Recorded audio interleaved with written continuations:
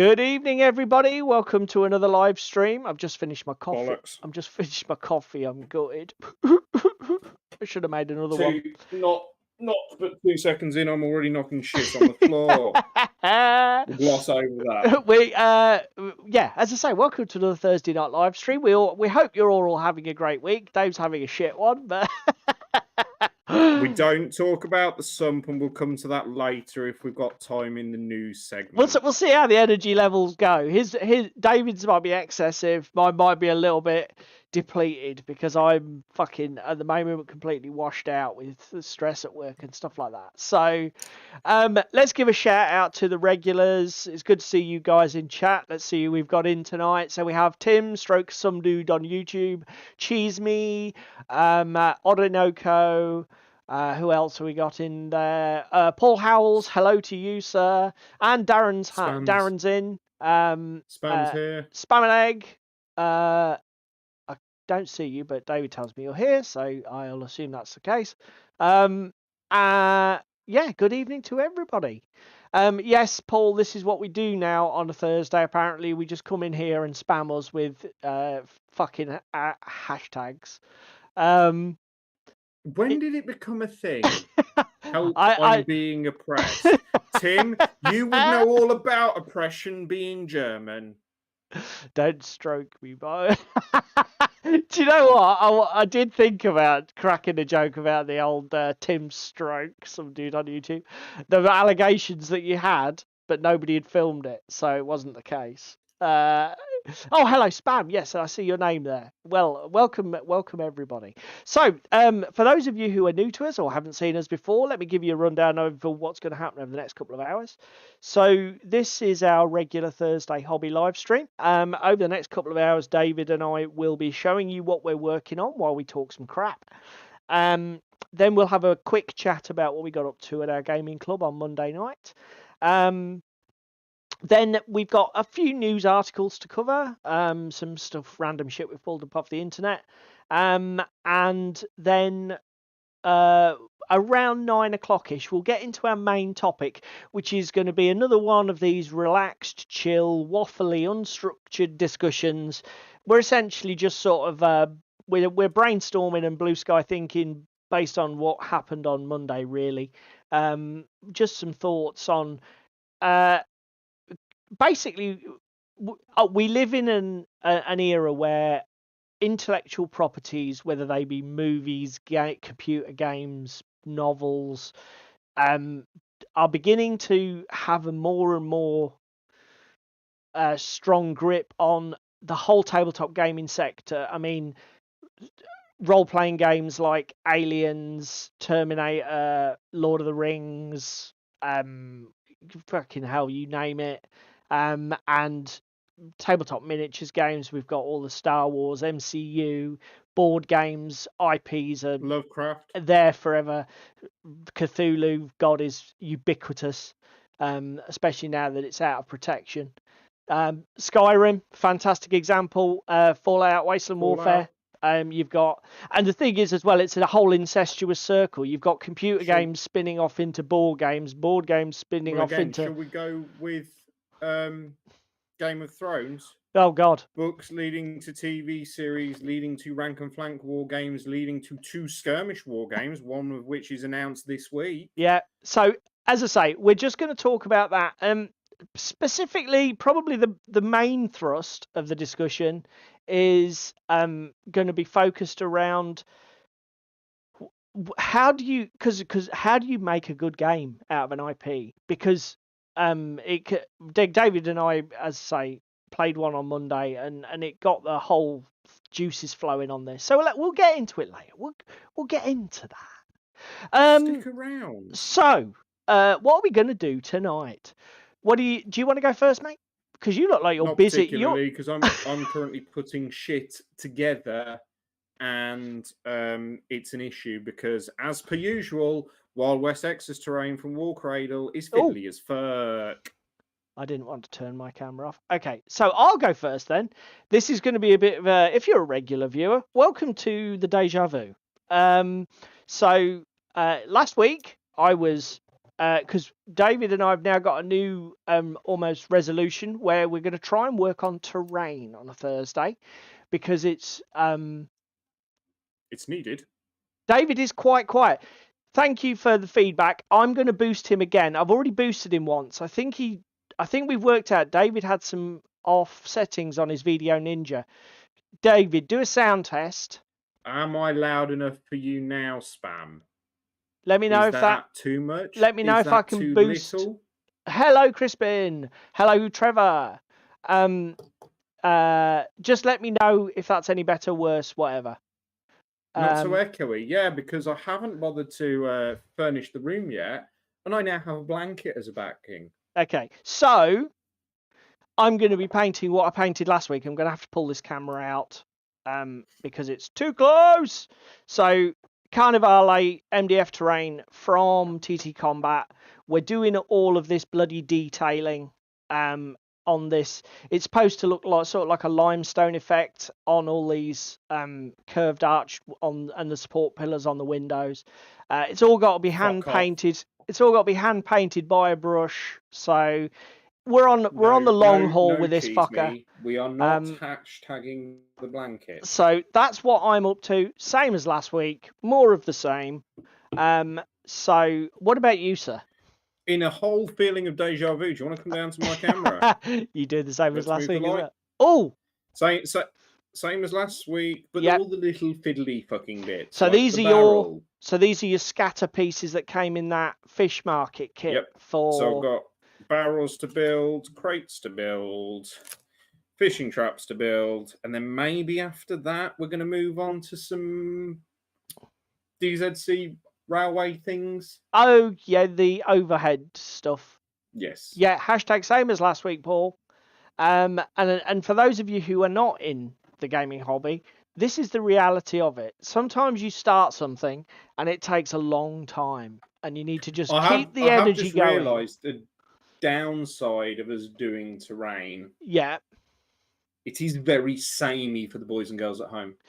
Well, to be fair, only because I haven't decided to mix it up or do anything different. I mean, I could have gone and got some separate. I could have got some rock scatter or something like that. It's just that I've been so busy with other shit. I've just literally grabbed this because it's on my desk. Yep. Same as yesterday, Pinky. Well done, Crispin. Spot on the money, sir. So, shall we tell the peeps at home what we did at club on Monday? I mean, we can do. So here's a long shot. Go for it, mate. We played Luke's Deep Rock Galactic board game because it's Monday night at club. Again, we'll come to painting competition in a bit. Yes. But Monday, first Monday of the month, we always play a board game. So Luke bought Deep Rock Galactic. Hello, Tuffy. It's a game I have played before, and I absolutely fucking loved it. I recommended it to you as something you would probably like as well, Paul. And I liked the board game so much that I then went home and on my Xbox Games Pass installed Deep Rock Galactic and started playing the PC game because up until that point, I'd never played it. And that is the origin of for just to lead into the topic of conversation, this is an IP because I think it was a computer game first, wasn't it? Yes, it was a computer game first. Yeah. And then so you're a bunch of dwarves working for a mega space corporation mining minerals from the surface of a deadly planet that's infested with aliens.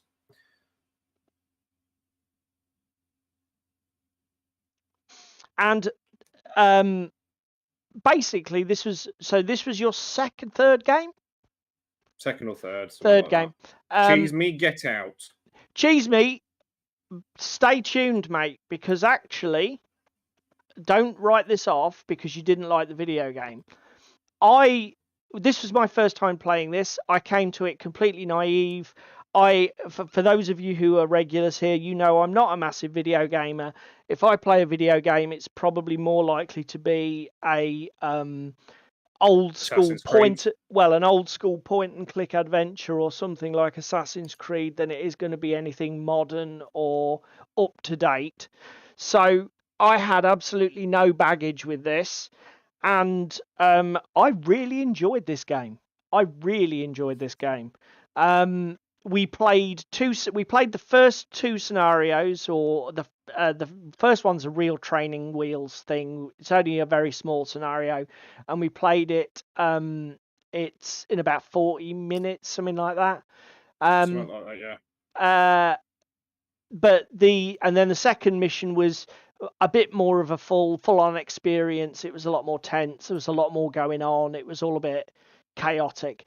But essentially, you've got like it's just a good strategic board game. You've got models with activation points or activations.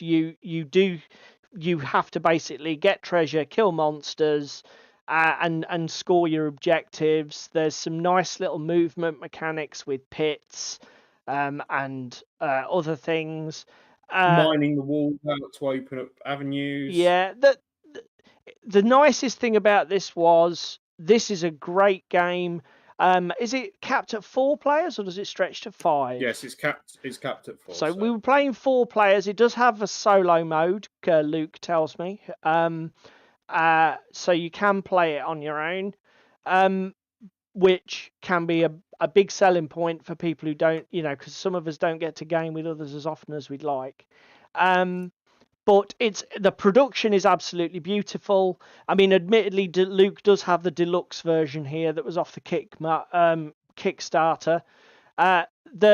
Literally after 15 minutes of play, I knew exactly what I had to do. The complex 3 actions per turn. Yeah, and then go on, mate.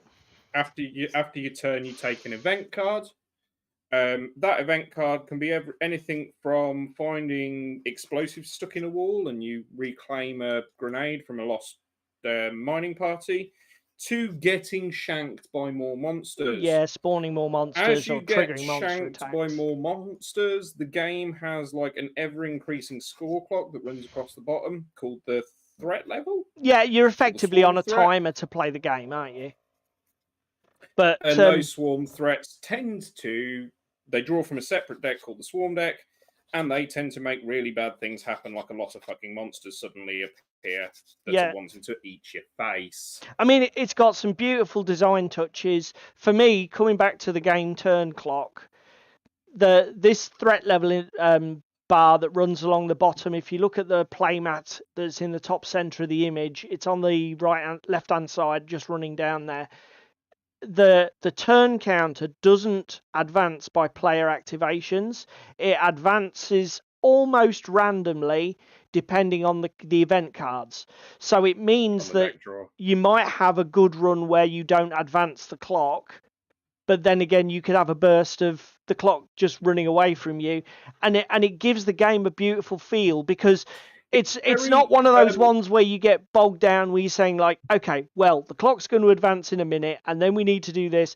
Because everything's a little bit random, I think it helps to mitigate that analysis paralysis that sometimes these games give. Very Arkham Horror 3rd edition in the random swingy that comes out of that deck. That's true. That is a very good point. The sort of like the event deck does behave a lot like the Chaos Bag with the Arkham games from Fantasy Flight, where you know what's in there, but you don't know what order anything's coming out. So it just gives it enough of a chaotic, unpredictable feel to keep the game engaging. Because as I say, sometimes with these strategy ones where you're just planning out actions, where everything's a bit too predictable, it can get a bit dry. Yeah, you get everybody spending 30 minutes planning everything to the slightest detail, knowing, you know what I mean, instead of just, okay, it's your turn. Well, I might as well get on with it because I don't know what event card I'm going to draw, so let's just fucking bang at it. As I say, try it when you're next over at mine. Because I think you'll love it. So yeah, we looked that I think the base game version is 50 to 60. I'm not sure what the deluxe version is. That Luke's just the other side of 100, I believe. Okay. As I say, there is quite a few miniatures in it, so beware. Obviously, if you're somebody who likes to paint your minis and doesn't like to leave them grey, There's a bit of work in the deluxe version, certainly. But it's yeah. Yes, Ewok. Good evening, by the way, because I don't think I've given you a shout out yet. I would say this is a game I would definitely play again. Would I buy it? Probably not, because I'm not super engaged in the theme. It's cool, but it's not like... It's cool as a palate cleanser, isn't it? Yeah, I mean, essentially, Assassin's Creed is a game I bought because I have huge nostalgia for the whole Assassin's Creed computer franchise. I'm invested in other ways. I'm invested emotionally in the game. This is just a fucking good game. No, we'll talk. Does it try to reinvent the wheel? No, do you know what, Ewok? That is a very good I don't know, Tuffy. The mythic thing is tragic. I'm not really following it closely. I have Mythic Battles Pantheon and the 1.5 edition upgrade that fixed some of the broken models. I still enjoy the game. They are what they are. They were what they were. They're a bit like Games Workshop for me. They're a company I've got a history with, but I don't give them a lot of thought now. I'm sorry, but that's the way it is. Later, we will discuss about IP and how it relates to this. Paul says poor Mythic. I'm not so sure, mate. I think the thing is, it's easy to sit here, who's somebody who doesn't have a clue what they've been through and what was going on, but I don't know that they could have made their situation better. I mean, certainly, if you know that you're in trouble, don't just fucking keep doubling down. Don't just keep going to Kickstarter and getting more and more and more and more deep in. If you've got a problem, just fucking back off. Because the problem is, the guys in Mythic have burnt every single fucking bridge. They probably will be flipping burgers in a couple of years, because what can Mythic do now? If Mythic try to launch a game now, what's going to happen?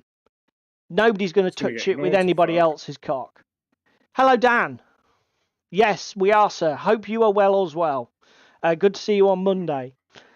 So yeah, that's what we did. Should we talk the other thing that boys and girls will be hyped for? Go on then.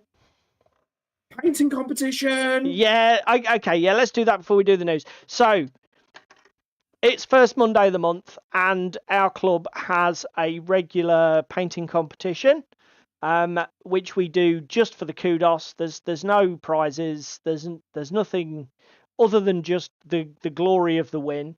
So we had 3 entries in club, and obviously I have opened it up to you guys.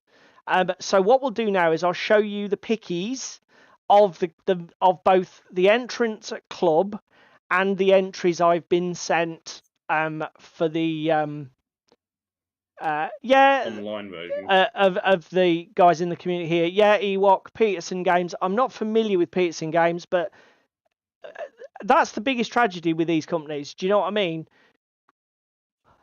You can have the best reputation in the world. If you fuck up and then actually shaft a load of people, and it's done in a massively public way like Mythic's fucking debacle is, you're done. You are done then. You may, because that's the thing. Mythic Games now is effectively deader than dead. If they'd have handled it differently, they could have come through a difficult time, maybe relaunched with some less ambitious projects, some new ideas, and regained some momentum. Now they're fucking done.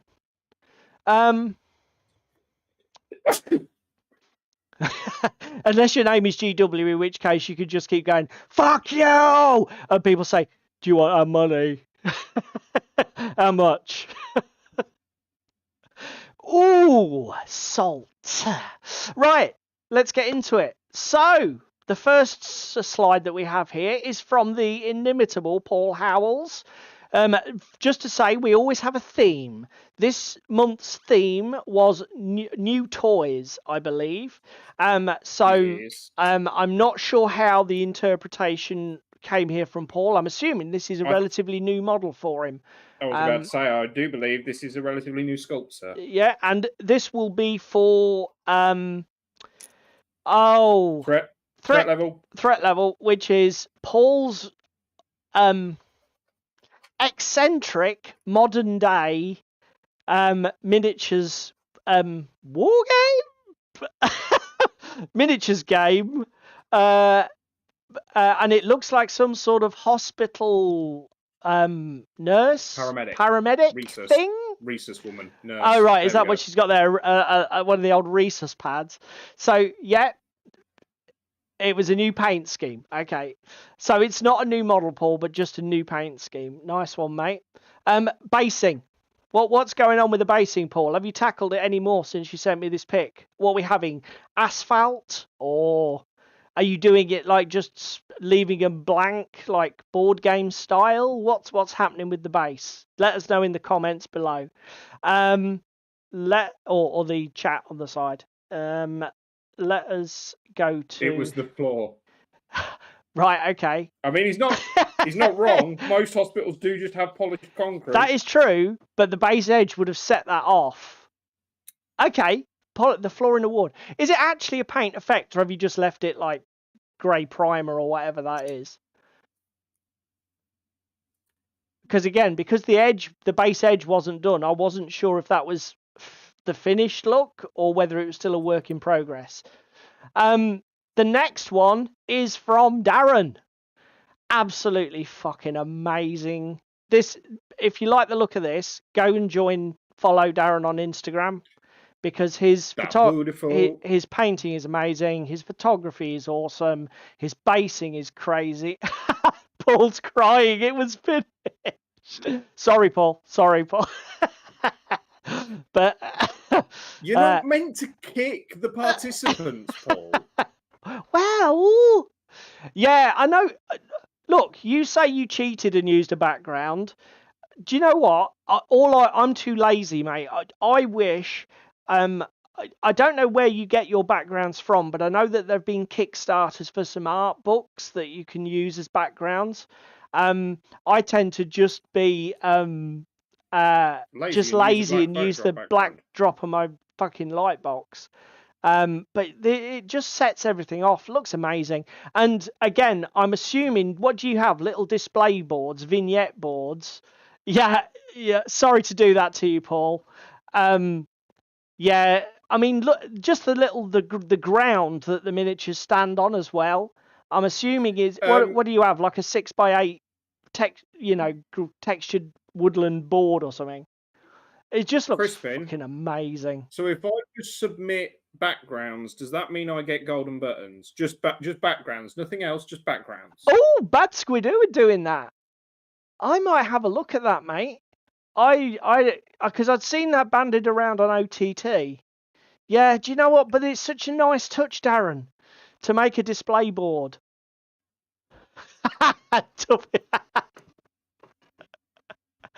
Oh dear. Tuffy is. I sit on a throne of gold buttons. And do you know what, Tuffy? You're so modest with it. Yeah, do you know what? I'm going to have to. I am definitely going to have to. Is that so you can get more golden buttons? No, just because they look awesome. Damn you, Darren, and your bloody attention to detail. Right, now to so those are the two guys who were submitted from the community here, the Yellow Belly Tabletop fans. I'll say fans. Probably think we're a pair of arseholes. So these are the ones from the actual club night itself. This was my entry, which is the Sneaky Pete warband for God's Tier. Christmas present. And again, yeah, as David says, they were his present to me. So they were new models for me in December. So we got them banged out. Game. I'm really pleased with these because basically they are my usual lazy base coats, Agrax, and then I did a little bit of dry brushing with, I think it was pale sand or dark sand. Pale sand, I think. Not Iraqi. No, because Iraqi's got an odd pinkish tint to it. I don't like using it. It's not neutral enough. Don't you be letting chat hear that. But I'm really, really pleased with how these came out. I'm really pleased with some of my colour choices. The red is in faction for these models in God tier, the Slayers, which is no cheese me. There is Iraqi sand and Russian green on these miniatures. Iraqi sand has been used for all the barnacles, and Russian green is the skin tone. So you, sir, have a double win on this one. So that was mine, my entry. At the club night, we always have like a little system where everybody casts a vote. It doesn't matter whether you entered or not. It doesn't matter whether you're a painter or not. Everybody who attends the club gets a chance to say what's their favourite. I was lucky enough to come first this month. The next entry, this is from a guy called Jack at our club. He's pretty much a 40k guy. He doesn't really do much else. So these are some orc squigs for 40k. Orc squig riders. These are really well done. Then the details are not quite finished on them. I think he's probably got just a little bit more to finish on them. But the orc skin and the actual squig skin are all done with airbrush fades. And they oh, that's true, Trevor. He has. He's got Shatterpoint, hasn't he? But these I mean, Jack is probably the best painter we have at club at the moment. Jack will obsess and put a ton of time into stuff. He loves. He did Gilliman all fucking NMM, didn't he? He does. He does fantastic airbrush work. He loves his boutique paints. He is really experimental. He just is a fantastic painter. And he put in way more models than this. He basically put in, I think, 6 or 8 of the actual squig riders, and then there's the character in the middle. So it's a fantastic entry. How I beat him, I don't know, but I did. So Jack came second, even though it's a way better paint. I mean, it's difficult to tell from this small photograph, but the actual the nicest thing for me is the squig skin is so subtle. Sometimes I find, and again, without being critical of Jack, you are being called out for favoritism, sir. What do you mean? So Paul's bases is lacking. These are half done. The harshness of the judges. Look, there are no places given on this stream. Okay, we're just sharing what happened. Okay, this is reportage. Given. This is reportage without judgment. I know it's completely a taste thing, but one of the things I find with Jack's painting is Jack is one of the traditionalists. So with miniatures, historically, the sort of like the mantra is contrast, and Jack really does build his contrast massively. So like if Jack has got say a red, it will go from an almost black red to an almost white, sort of like washed out, desaturated red. He will expand on that whole contrast. I'll tell you who's a good example of it is Angel Heraldez. So if you look at Angel Heraldez's Infinity miniatures, Angel takes his highlights almost to white on everything. He literally goes super extreme, and that's how you get the sharp definition and easy readability of models when they get so small. Jack does that a lot. I'm too lazy to do that, but for my eyes, I don't like it. I don't like that extreme highlights with the desaturation. You said it wrong. What? I don't like it. I don't like it. But I tell you what, I do love these squigs, because for me, again, you can't really see it from the picture, but all of the undercuts and the shadows go from this pink, almost lobster red pink, to a black, but there isn't the extreme upper end. He's got a lot of contrast in the actual shading, but without going too extreme on the top, and it retains the colorization. I like it more. I'm sure Jack doesn't give a shit and is not attempting to appeal to my fucking tastes, but I love these. And again, the orc skin tone being almost yellow gold. I love to see orcs painted with weird skin tones. Love it. The traditional sort of goblin greeny colour, I'm a bit tired of. Yeah, I don't do it enough, Darren. I'm too fucking lazy, mate. I just slap down a base colour and then let the Agrax do the shading, and then say, hey, screw the highlights unless I'm feeling really like it's fucking the not deliberately, Tuffy, because I don't know what your accent is. It's not coming across in the way you type. Let's put it that way. So yeah, but a great entry. And then this was third place out of the 3 that showed at club. This was V, who put in his, as you can tell, Star Wars Legion. I'm not enough of a Star Wars nerd to know what these are, except they're robot-y things from the first trilogy. After Return Clones of the... aren't. They're not clones, are they? They're droids. No, they're droids. Battle droids. After Return of the Jedi, Star Wars is a complete mystery to me. I'm like, oh yeah. No fucking idea. B1 battle droids, apparently. Thank you. That somebody knows. Oh, Tim would know. Tim will now just tell you everything that there is to know about these B1 battle droids. Again, I'm not a fan of really pale base edges, so let's not just pick on Paul.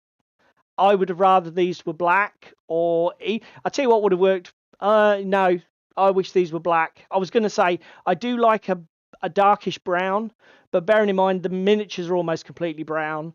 The top is almost red, orange brown. Going brown around the edges would have been a bit too much brown.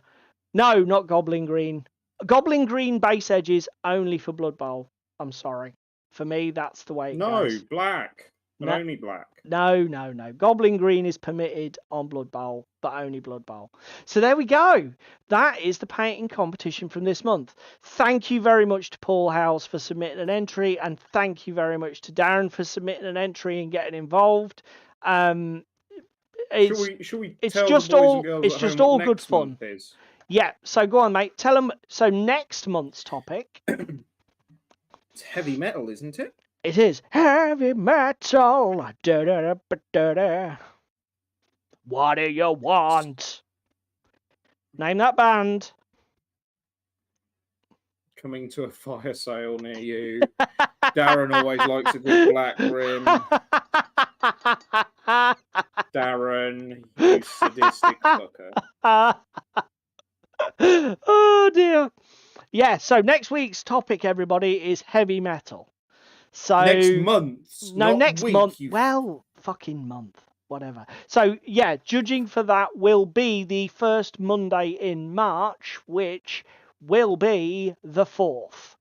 So if you want to take part, the email address for the entries is in the description under the YouTube video. For those of you who are on Tabletop members, you can find me on the On Tabletop Discord server and PM me an image if you'd rather not send it by email. But yeah, heavy metal.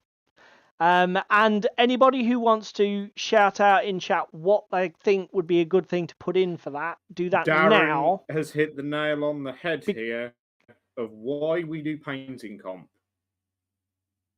Got to think about what in my backlog fulfills heavy metal. Yeah, Darren has just spelt out exactly why we do this paint competition at club, because it just makes you think about something that's probably a dead project, a stalled project, and you just think, oh yeah, I could do that. Paladin or knight for Frostgrave, anybody with a shit ton of armor? Yeah. I just had a black rim, and that's it, Paul. You're 100 times better. Paul, Spam I know Paul. what you can do because you keep putting it off. Yes. Go on. German Flames of War Tigers. Ooh. Oh, mate, that's fucking inspired. If I could do, in fact, to be fair, if I do the entire, I mean, basically, that would be an entire Flames of War army, just lots of fucking metal. That is a brilliant idea, and it would get that project done. No, we're not doing pink tigers. We're no pink panthers, Tim. Sodlit, no. Yeah, nobody here. Toss, heavy metal. Do we just post photos of unpainted lead figurines? I mean, one way to go is to get the largest old metal figure you've got, literally the heaviest piece of metal that you own, and put that in. I do have a Swarm Lord, but I'm not repainting it. It is painted, an old first edition one. That's probably the heaviest single model I own. I've got the Infinity, what's he called? Fuck me. The Pan-Oceania guy with the rocket launcher. He's not a tag. He's the size down from a tag. Oh, like a heavy infantry. Let me go have a look. Yeah, that would work. Lists. I don't think I've got anything that's... I don't think I've got any large metal models that need painting. Lil Willie. Haven't you got a tag? Haven't you got a tag? Paul, you can send me the picture, but I'm warning you, mate. If it's not safe for work, I'm not putting it on screen. All right? My Boig from the Pan-Oceania. So what model is it? Boig, spelt? B-O, Bravo, Oscar, Yankee, Golf. There we go. Boig.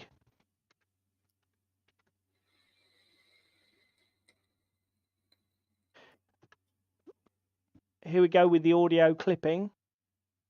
Oh, you're just pulling it up now? Yeah, I'm just pulling up. Oh, okay. I've just had another thought of something you can do for heavy metal, and it's sat in your backlog. Yeah. Death Cabbage. Yeah, but he's not made of metal. No, but the rider on the back of him is, and it's metal as fuck that he's basically surfing a dragon. I mean, I am jealous of the people who've got Noise Marines and Goth Rockers. That I am extremely jealous of those people, because those are just... And people at the club are actually putting those in. We've got original Noise Marines coming. We've got Goth Rocker coming. We've got like... Also, boys and girls at home, have we noticed something this week? So that's a Boig. It doesn't look that impressive, actually. It just looks like a guy with a fucking great big missile launcher. But is he on a 40? Is he on a 40 mil, or is he just on a 25? He's on a 40. Okay, so he is big-ish then. That's fair enough. I've just also had a thought about heavy metal. Dwarves for Armada. That, yes, nothing screams heavy metal like a yes. That is your inspired choice. You need to do that, because not only that, it gets a painting project done, but that is a fucking banging fit. Chair. Oh, he's saying about your square. Your chair hasn't squeaked. Don't get him. I nicked one from my kitchen. It was the one that spam was set on last week. Oh, okay. Yeah, no more squeaky chair. I mean, I can squeak if you want me to. No, don't. Trevor, remind me, or Wilder, sorry, remind me, what would be a good idea for me? I can't remember what you said. Dave's car got a new sump. Right, news time. Oh, don't. News time. Don't. Who did that? You do Toppy? the news, and then if we've got enough time after the news, we'll come to the fucking tirade of my sump this week. Come on. Oh my god. You had to do it. You had to set him off. Oh my god. Right, okay. So news time. Just get the double salt shakers ready is all I'm saying. Oh god. Here we go. Right, so let's do some news. This one I'm just going to throw out there because do you know what? Everybody was dead right. We mentioned in last week's news about Kickstarter's revenue being down for like the third year or whatever the bollocks it was, and everybody went, yeah, that's because everybody's going to GameFound or the competition. And do you know what? Turns out they were right. So the good Shock, horror, the who'd have good thunk news it? for us consumers is crowdfunding is not going away. The better news for us consumers is that the monopoly on the market is being utterly smashed, and some people are entering the game to really outcompete Kickstarter by the looks of it. And that can be only good for us, the consumer. I'm sure Kickstarter aren't pleased about it, but we should be. So that's the first one. Just a small little snippet. Again, here's a radical idea. Kickstarter's for everything crowdfunding. GameFound, as the name would suggest, is only for games. Yeah, that is an alternative viewpoint. Cheese Me says the bad news is crowdfunding is not going away. Yeah. No, I don't really know what to say to that. We probably should have a crowdfunding. Is it a pile of shit or is it actually good? I We thought should we do did it. that. Well, we sort of have, but not for a long while. We should probably revisit it because, you know, Cheese Me, you make a valid point. Crowdfunding in principle is a great idea. Glorified pre-ordering and then making stuff, unavailable unless you hit the FOMO train and get it on the day of release is bollocks. You know Well, who should that take makes up crowdfunding? that makes me sad, Tuffy, to know that you're only here for 20 more minutes. But at least you can know that you came and your work was done. So next up, I haven't watched this video. Shame on me. I have read all of the blog entries that Mantic have put up about Epic Warpath. Now that Andy has joined the Mantic team and is basically making video content for them, this is one of the videos he's put up in, I think this went up at the early February. So for everybody who doesn't know, Mantic are coming to Kickstarter on the 14th of February with the launch Next Wednesday. With the launch of their 12mm sci-fi mass battle game, Epic Warpath. So it's essentially the Mantic sci-fi universe that is represented currently by Dead Zone and Firefight, and they're bringing it to a smaller scale, so you can play larger scale conflicts with smaller scale models.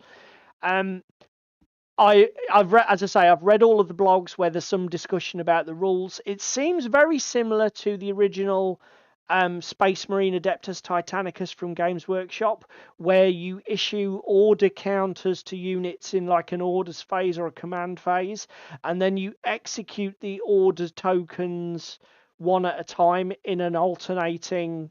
I think in the Games Workshop variant, it was broken down by. So like charges went before advances, went before first fires. It was done by category. So like you activated your orders in by group. In I think with Mantic you're doing it by alternating players are picking one of their units with that order token. But again, I haven't watched this video, so shame on me. I've not found the time to do it, but I'm shouting it out now so that everybody can go and see how this game is played. I'm really interested. I'm gutted that I'm interested because I don't want to get into another game system and another load of armies to paint. But do you know what? I just might have to. Whether I'll back the Kickstarter, I don't know. The thing with Mantic is, right, Mantic, the good thing about Mantic Kickstarters is there's no FOMO. there might be a few unique bits and pieces in this Kickstarter, but I'm fairly sure that everything that goes to the Kickstarter will eventually get a retail release. And the only difference is you're probably going to get 15 to 20% off list price by backing the Kickstarter, because they're going to give you an absolute fucking killer deal, because that's what they do, just to get that initial that initial funding to make the molds. They give you a steal. I don't know, Tim. Tim says, do you get Mantic points for a Kickstarter? Yeah, No. I really like the look of it. I like the look of the gameplay. I like the look of it. It seems to have some nice tactical touches to it. I like the idea of playing. I've been thinking for basically the whole of last year, and particularly the second half of last year, I was thinking I need to resurrect all my Epic models. I need to get all my Epic stuff out and start playing Epic again, using one of the fan Epic Armageddon or whatever. But now I don't need to. Now I can just play a new supported game that's in that sort of scale, in that sort of feel. I'm just Excuse me, sir. What yeah. about Drop Zone Commander? Well, no, but it's a different game. Drop Zone is a good game, but it's not the same game. Drop Zone's much more clever. He says, instantly regretting his choice of words. Drop Zone's a movement-based game, and I do love it. But I think this is going to be more. I think this is going to be more fighty.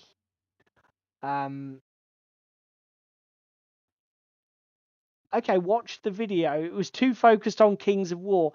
That sounds like a bit of a production balls up. If you're doing a Let's Play Epic Warpath and you're focused on Kings of War. Darren says, you got me looking through my unpainted minis now. That's what we do, Darren. That's what it's for. Hello, Toros. Do you know what, mate? I do. And that's probably not a bad idea. Actually adapt it and just use my models I've got. You may make a valid point. Having said that, for those who watched last week, I painted 1,000, nearly 1,500 points worth of Drop Zone Commander that David was talking about, which is a 10mm game. Yes, 10. David. It's 10. I painted nearly 1,500 points in about 16 hours. War Cradle needs to go curl under a rock. Why? Because I'm having to stick slaps on fishing traps individually, and I fucking hate it because they're sliding all over the place. Because guess what? If you use super glue, you'll dry your fingers immediately. If you use PVA, everything's a little bit mobile. Yeah, that is true. And the problem with the super glue is if you stick something to your finger, you'll pull off all the colour. You'll pull off the top layer off that MDF and leave brown, which will really piss you off. Oh, I see. Okay, right. I got you. So the video was okay, but it didn't make you want to jump on board. I'm too into Kings of War to look elsewhere and be tempted by shiny new. Good for you, Ewok. Good for you and your discipline. Yeah, but he has got a bazillion armies to paint. That is true. You have gone a bit balls deep on the old Kings of War shit, haven't you, mate? The next one, Revelation. Now then, I'll be interested to hear what chat has to say about this. So thank you to the On Tabletop Discord server for tipping me off on this one. Peachy has left the painting phase. So Peachy, I think he announced on his Instagram that he was going solo. So he set up a new YouTube channel called Peachy Tips. Cool name, by the way. For those of you who don't live in the UK, that's a terrible dad joke pun on a very popular brand of our British tea that we drink over here. No, not all of us drink tea because we're not all tea drinking. Sorry, Mr. Millennial. Fucking hell. Yeah, I forgot we don't drink anything warmer than room temperature when we're under 25. No, I drink coffee, you bastard. Fucking hell. No, it didn't look very amicable. Peachy's post on social media was a little bit prickly. What an introductory video with 90+ minutes is a little. That might be honest. Yeah, that might be a thing, Tim. To be fair, that's a bit long-winded.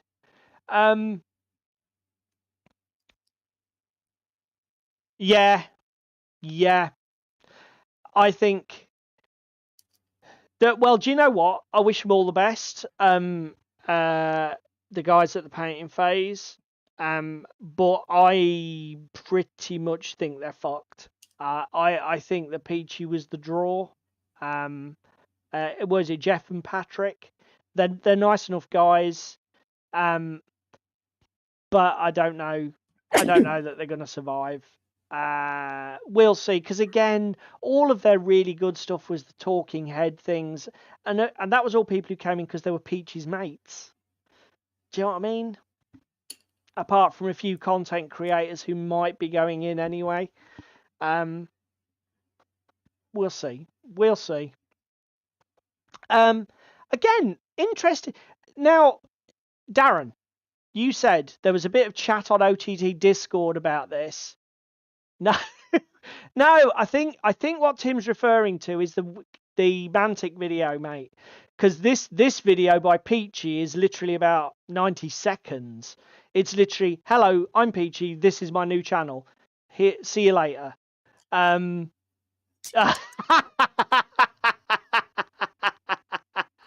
Now we know we're being trolled. Look at Paul's comment, mate. I heard Peachy was going to yell. I'm not rising to it. I'm not rising to it. Yeah, right. Oh, do you know what? I'm just gonna email him. That's a done deal. No, I don't think so. Do you? You know,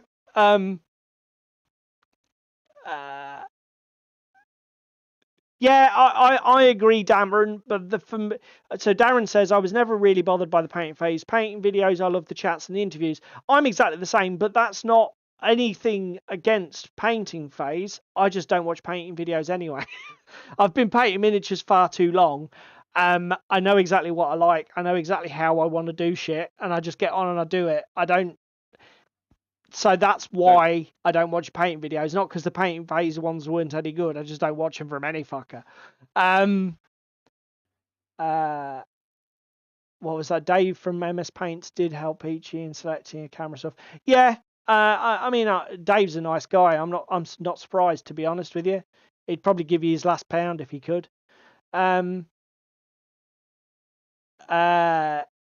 To team up with Opus and Element Games at the Las Vegas Open. I haven't watched the Las Vegas Open video, but then again, I don't really care much about the Las Vegas Open. Maybe if I get a chance to go, I'll care more, but I wasn't really that bothered. If it had been a UK show that I got a good chance of going to, I would have probably paid more attention. So I don't know. What do you think about this, David? Do you know? Do you watch Painting Phase much, or have you? I haven't watched any Painting Phase or Peachy. Yes, he's now flying solo. Yes, obviously there's the draw that obviously he left GW, and that's what drew a load of people to Painting Phase. Do I really care? Not really. Is it news? Yes. What intrigues me is because Peachy sort of said that he felt he wasn't an equal partner. I can't remember the exact language in his social media post. But I wonder what it is that Peachy wanted to do that they wouldn't let him do or didn't want to do themselves. I suspect, and you know what, this is Paul's pipe dreaming. Okay, what I want to think is that Peachy wants to do a channel that is far less GW centric. In my head, I hope Peachy's beef with the painting phase is that in order to chase the algorithm and make the content that earned them the revenue and got the sponsors, it all became GW centric. And I mean, I watched the Talking Head stuff, which was all GW centric because it was all the old school guys. It was all nostalgia for me. But you know, new GW stuff, I don't give tits. I really don't give a tits. Now, if Peachy wants to start doing videos about Napoleonics and, I don't know, fucking Star Wars and stuff, maybe, again, Sharp, I know he's a huge fan of that sort of thing, isn't he? Orinoco. That the video that he did with those other guys, that playthrough was brilliant. I hope that what Peachy's planning, because the thing is, right, it's like this. None of the big channels do anything except GW because it's a trap. If you don't do GW, you don't get 50k views. If you don't get 50k views, you don't get any traction. Peach is in the enviable position that he's almost a personality in his own right. So maybe Peachy can talk about Napoleonics and paint Napoleonics and get 50k views. Do you know what I mean? I mean, obviously the numbers are just their placeholders, but we'll see. That is my naive hope. Sadly, I think the painting phase will stay GW focused because ultimately now that Peachy has gone, Pat and Jeff have really got to stick to what the algorithm wants. And what the algorithm wants is 40k, 40k, 40k. Or at the moment, 40k, an old world. 40k, an old world.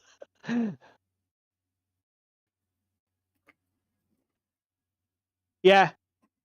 I mean, maybe, Tim, he will follow an identical arc. We'll wait and we will see. But like I say, just bated breath. Please do something other than fucking GW. So sick of it. And that is it for the news. No, it isn't. It's Salt o'clock. Okay, main topic might be late, people. Let me get the fucking salt shaker on. Okay, right.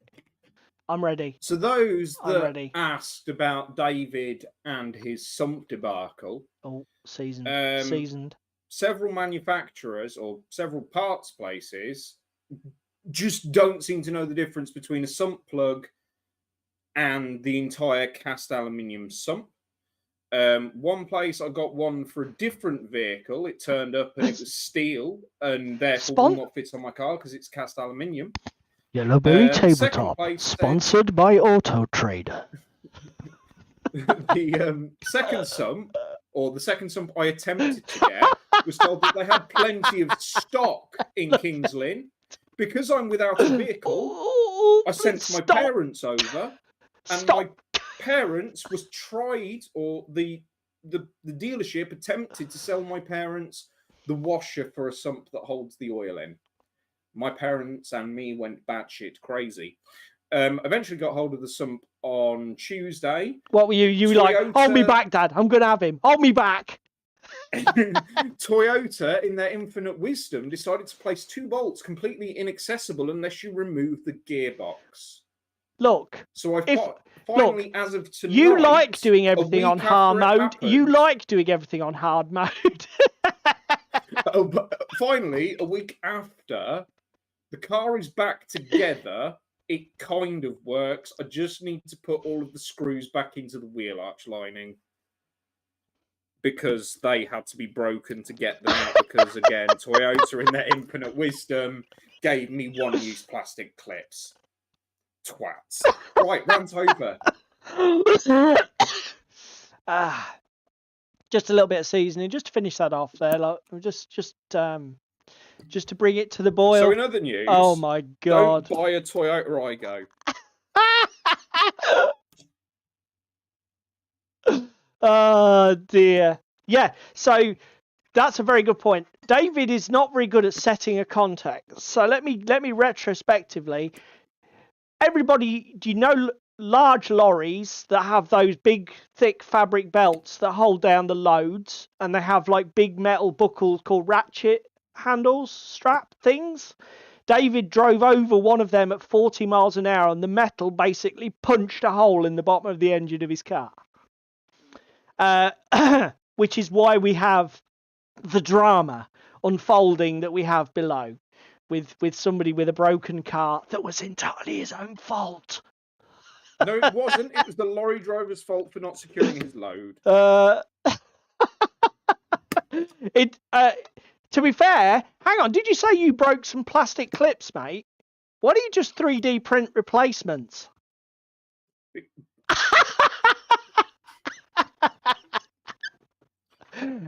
With that, David should not be seen for the rest of the evening.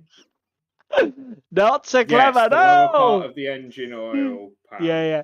Basically, the bottom part of the engine that stops the oil falling out the bottom. Well, it does unless it's got a fucking great big hole in it, and then the oil just comes out anyway. It's like, oops! Oh, dear. That's fucking excellent. Have you seen Spam's comment? No, what? When he's riding around in a star while it's up on the jack. No, What? further down. He was purple with rage. Do you know what's good with that? At least it doesn't clash with his orange car, because purple and orange are quite a good colour combo on the old wheel. Stop attacking me. He's feeling attacked, everybody. Oh dear, that's fucking funny. Right, should we do main topic o'clock? See, and we're not even late. We're a minute late. A minute late. Okay. So, as you've probably guessed, tonight's topic was provoked by. We'll talk about this first. Was provoked by our experiences on Monday night playing Deep Rock Galactic, because obviously, having enjoyed the game so much, we got into the conversation of, well, where did this game come from? What is the IP? Because I'm complete naive, no fucking idea.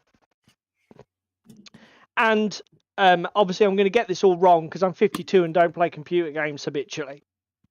But the Deep Rock Galactic video game that inspired this game is like a first-person perspective shooting style game where you act as a team. In a procedurally generated cave where you have mission objectives. So one of the missions is mining morkite, which is one of the resources in the game, like a crystal. Another mission is to collect the alien eggs, which again is another thing that's represented later in the scenario book. So it does a fairly decent job of representing the mission types that are available in the game. And from the point of view of the game itself is a first-person shooter in a 3D procedurally generated dungeon that you can obviously mine and manipulate the environment to assist you in your battle against the aliens, and also to navigate these subterranean tunnels to go and get the resources that you need for your mission.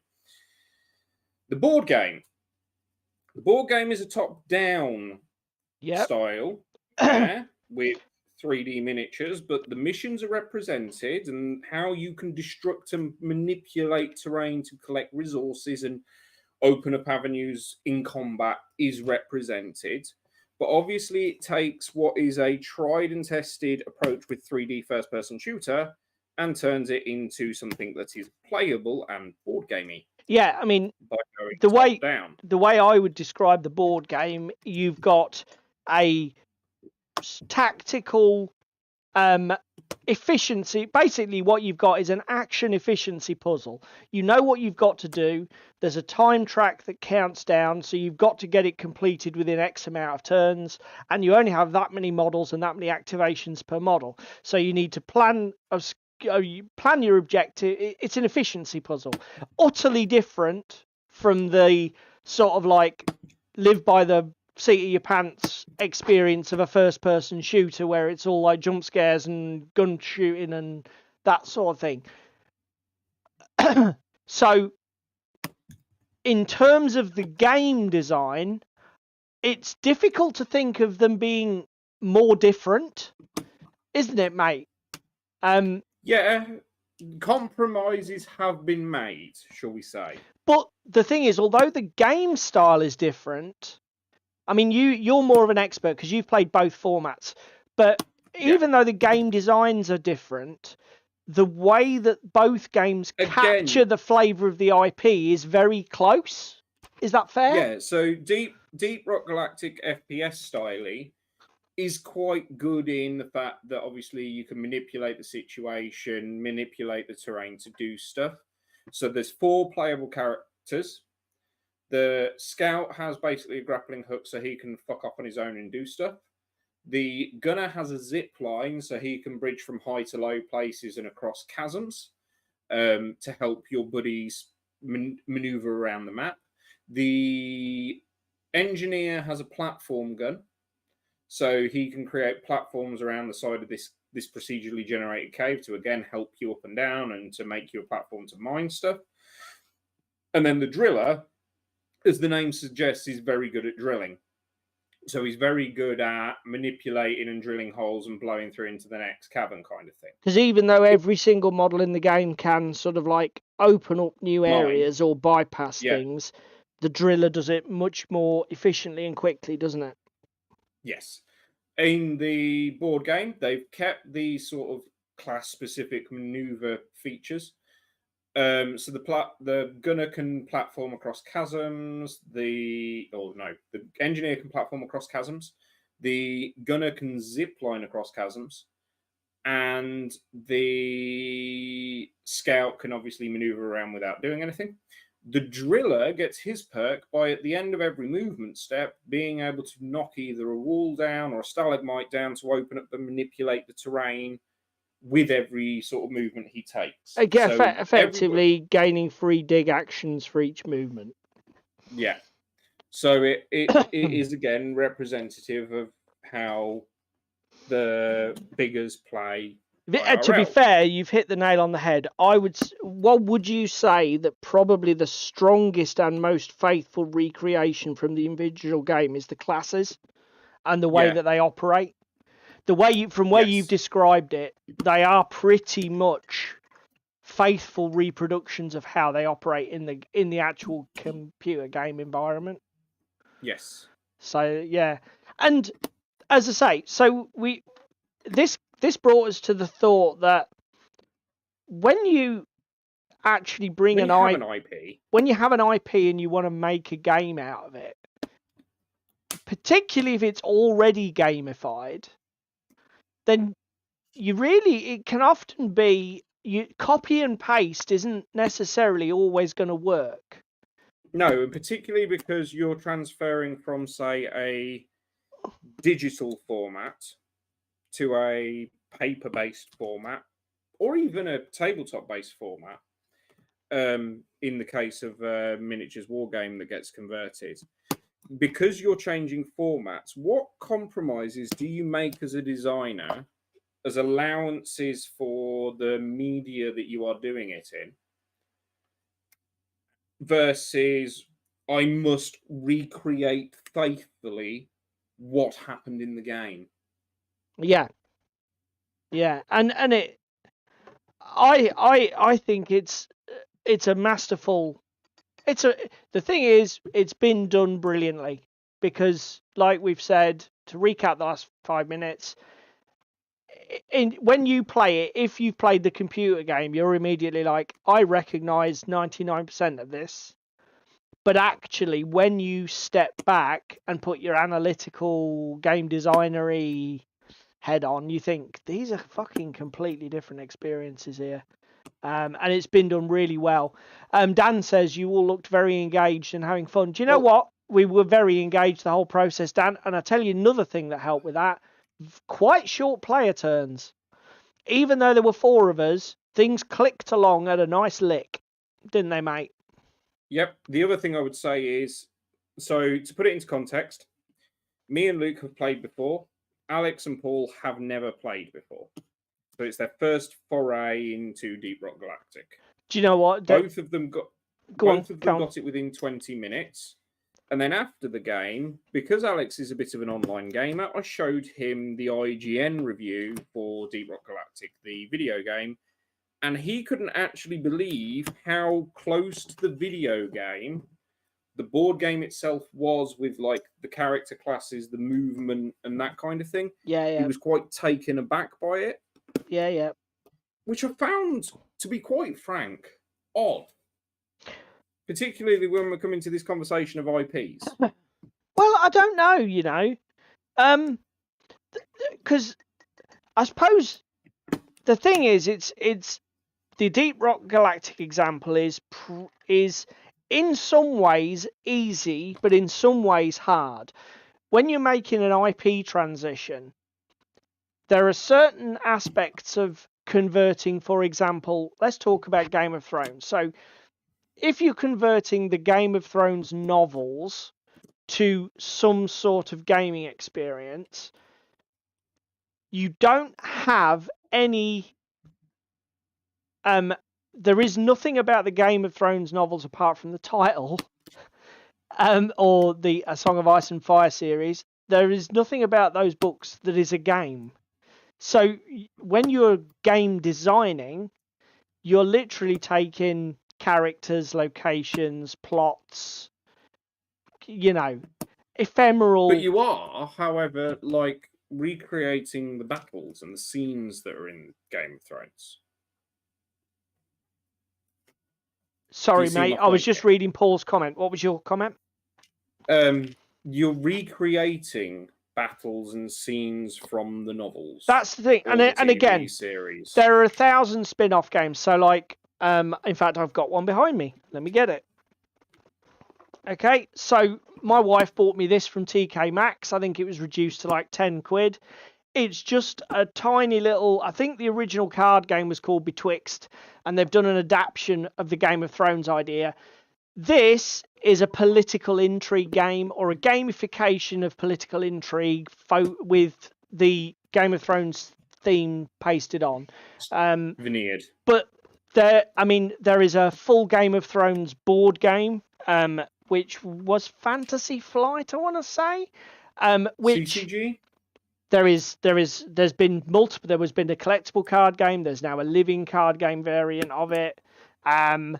There are and each one is different. So like the card game version of Game of Thrones focuses on political intrigue and murder. The objective is accumulate a pool of power. First one to 15 power wins the game. You look at A Song of Ice and Fire, the miniatures game from Come On. That is essentially a straightforward rank and flank battle game, and the flavour nod to Game of Thrones is you have that off board. You have that separate board where you can place your influence models to generate effects on the battlefield, so that you get the feel for how does Tyrion Lannister, who's like a disabled dwarf, how does he influence a battle happening on the front line of Westeros? Well, because he's a masterful manipulator, he can pull the strings from the back row. And Come On have done a fantastic job of putting that flavour, representing that element, into what's basically a fucking by the numbers rank and flank game. You know, you could take, Lannisters could be fucking, I don't know, Romans, and fucking Starks could be Gauls. If you didn't have this flavour injection and to really reinforce the Game of Thrones theme, it could be a lot more bland. Night, Dan. Yeah. Do you know what, Ewok? As a massive Game of Thrones nerd, I will have a look at that. Paul is doing a Jerry. Why am I doing a Jerry? I'm not. Because I think you reached round behind you to get something. Okay, I'll take that. I was going to say, I'm not sure I'm worthy to be said to be doing a Jerry, but yeah, no, I'll let you have that. I know, Tim, and I have got one little beady eye on it. Because a skirmish Game of Thrones miniatures game. Cool Mini or Not are also bringing one out, just for reference, that will also work with your Song of Ice and Fire minis. Just saying. Incest, the Game of Thrones snap game. Yeah. Adult themes abound in a Game of Thrones, in case you weren't aware. What was this? So we were talking about what your IP is from originally. Now, Deep Rock Galactic has the other problem. Okay, whereas Game of Thrones has a rich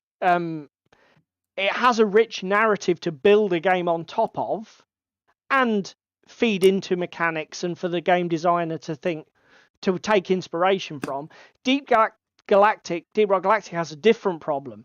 That already is a game, and it already it works in a particular way. Okay, so when you're a game designer or a game adapter who wants to make something new from that IP, you've got a different problem, because you have to still need to remain faithful to the original, because if you don't remain faithful to the original, you will get your ass absolutely handed to you. Without running into the trap of the copy and paste for the sake of it and ending up with what is effectively a shit game.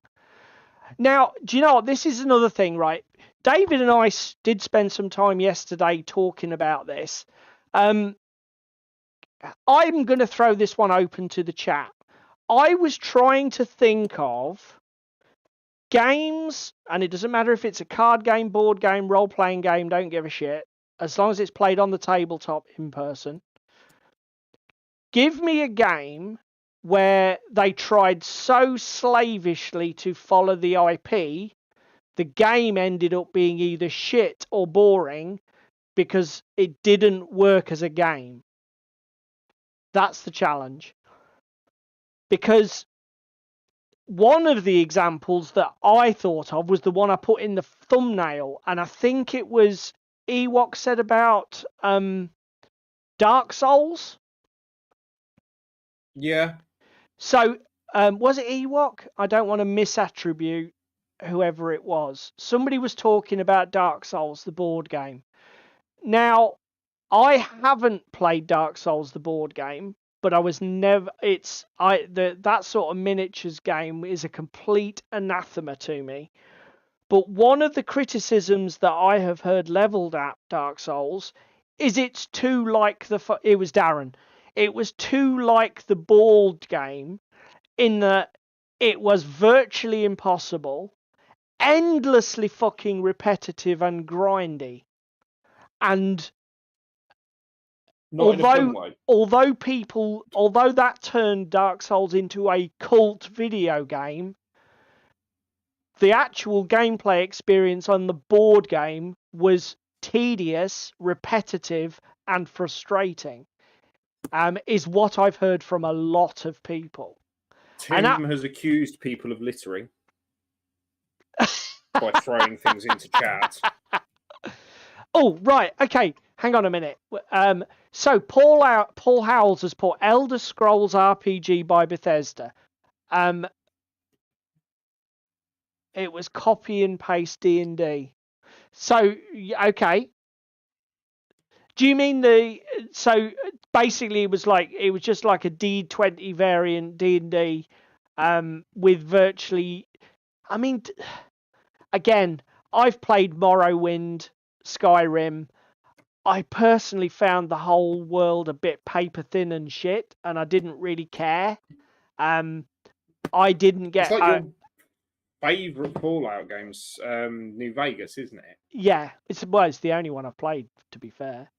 That is a horror, and we're going to rectify that. Oh, are we?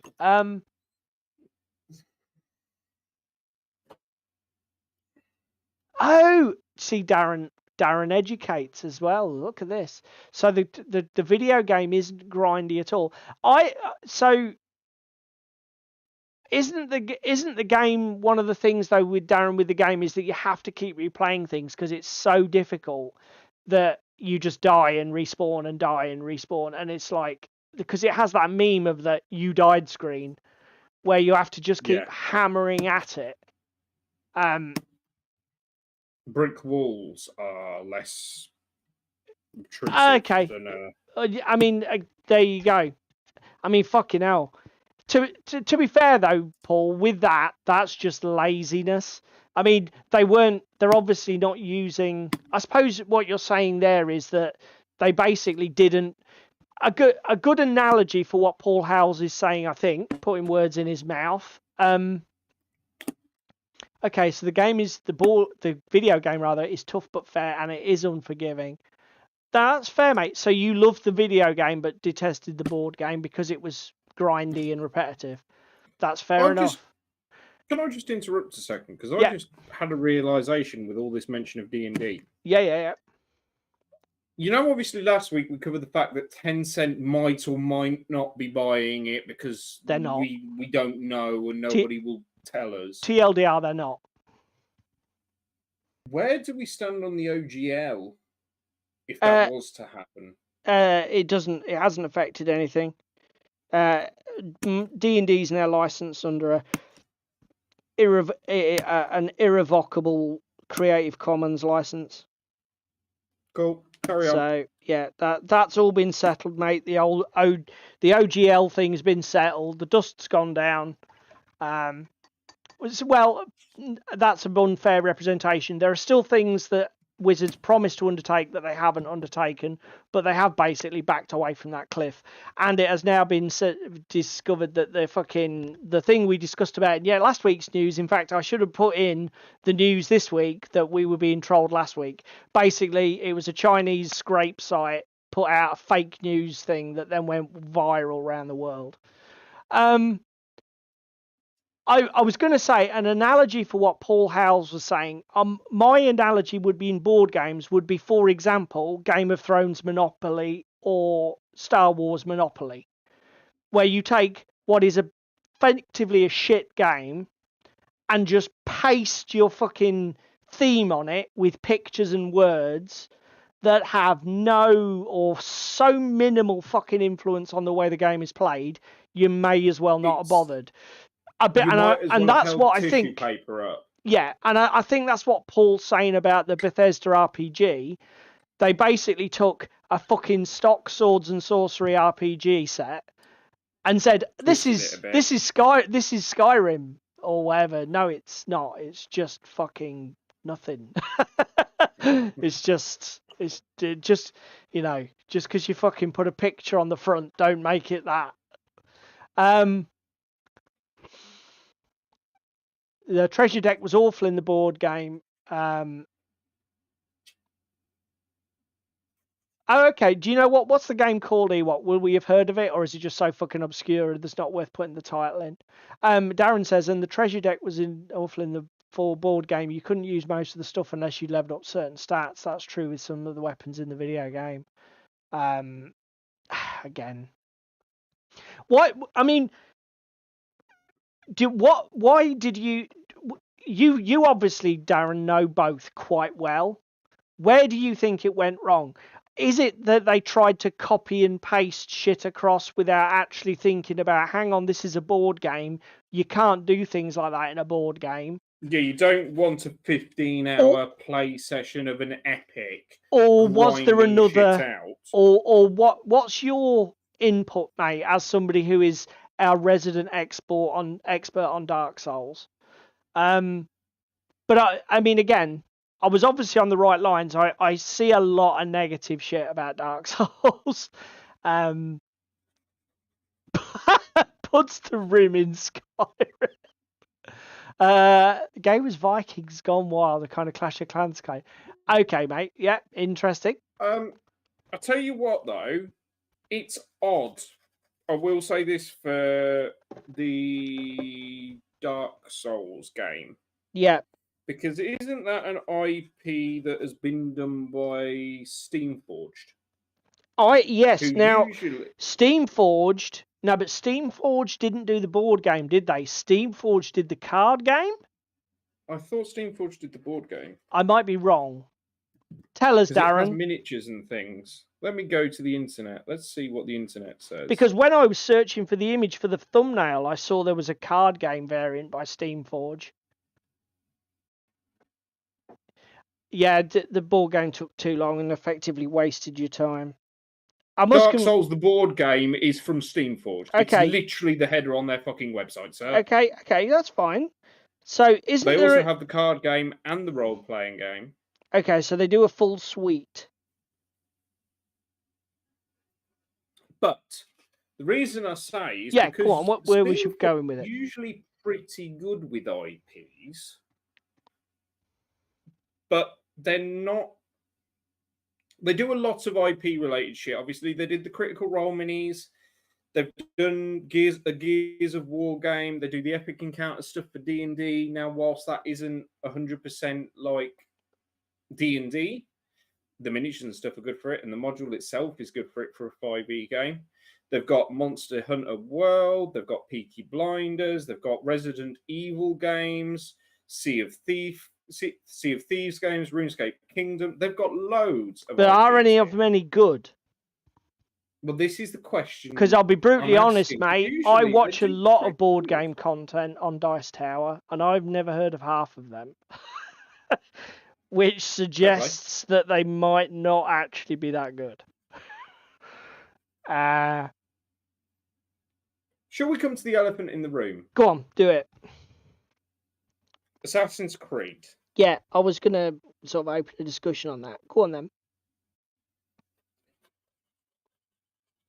Whilst I backed the Kickstarter, I don't necessarily know that it's true and representative of the digital game. Okay, representative in that it captures the flavour, or representative in that it's a faithful reproduction of? I'm not sure what I mean.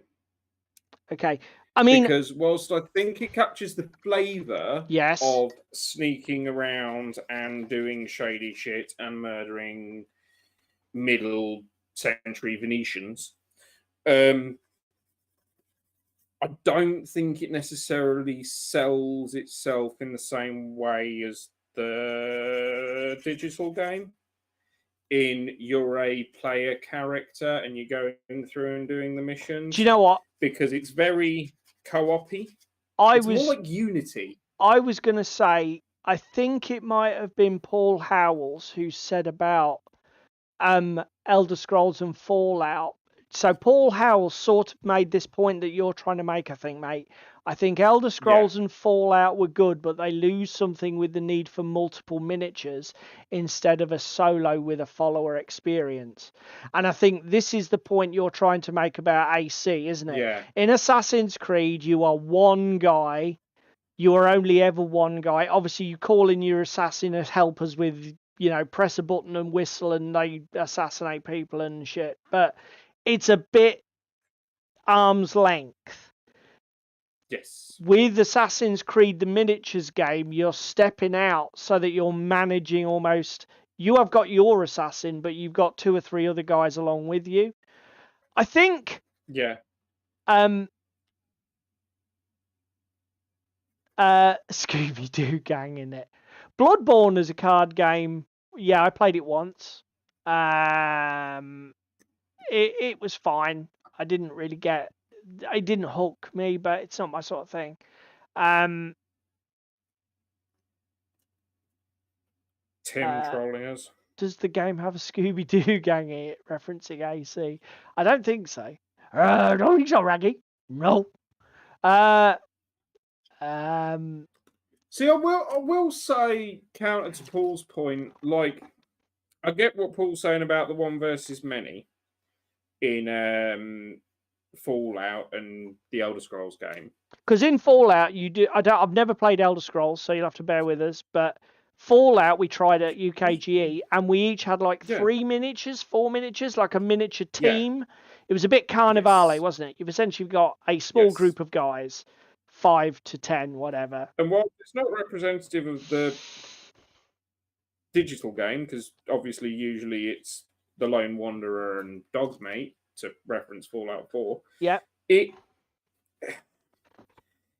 does include the factions and stuff that are obviously things you wander and stumble across in the wasteland, and the fact that you can play as super mutants allows you to access something that you didn't in the game, and there's narrative element. Do you know what I mean? I absolutely know what you mean, mate. And there's elements there that you can allow and give a free pass, because it's like, well, I don't get to do this on my Xbox when I'm playing Fallout. I don't get to play as a super mutant or a raider set. Do you know what I mean? Let's go back to Assassin's Creed a second and make it, because let me make a point here. I'll be honest, I don't know enough about the actual miniatures game for Fallout to know what options and versatilities are locked within it.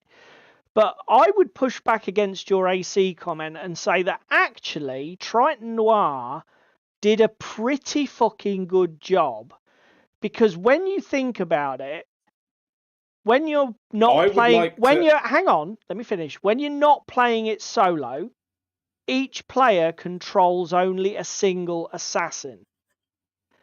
So although your gaming experience is shared, if you were to play it with a single assassin model, I don't think the AI is balanced, unfortunately, for one model. That's the reason why when I'm doing solo, I run 2, because the AI would cream me as a single creature, single assassin. But effectively, by giving each player one assassin to control and deal with, don't you think they've got as close as they can to the video game? Is that not fair? No. Oh. Because you're working as a cooperative team. Okay. To do the shit in the conundrum in front of you. Yeah, but right? I mean, isn't that sort of You're like... not one man soloing it into the middle of the fucking Vatican like you are in Brotherhood in play. Do you know what I mean? Yeah, I get it.